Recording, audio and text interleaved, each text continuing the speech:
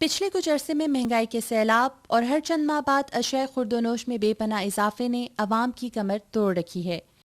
ہم چاہتے ہیں کہ مہنگائی کم ہو، کم از کم کھانے پینے کی چیزیں سستی ہونی چاہیے، جس سے ہمارے جو بجٹ، جو گھریلو بجٹ ہے نا، وہ ایک جیسا ایکول ہونا چاہیے۔ دالاں نے تے وہ مہنگیاں، کرایہ تے وہ ہے جڑا بساں کرایاں دے وچ بھی جا نہیں سکدا انسان، پیدل دل کردا چلے جائیے۔ مہنگائی رہی اس طرح تو نہ بچوں کو پڑھا سکتے، تعلیم دے سکتے، نہ کوئی بچیوں کی شادیاں کر سکتے۔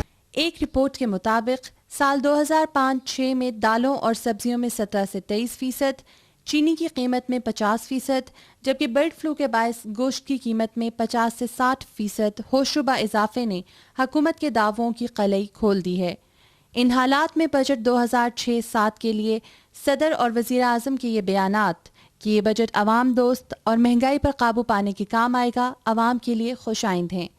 تاہم سب سے اہم بات یہ ہے کہ بجٹ میں غربت کے خاتمے کے لیے رقم مختص کرنے کے ساتھ ساتھ قیمتوں پر کنٹرول کے لیے مؤثر اقدامات اٹھائے جائیں۔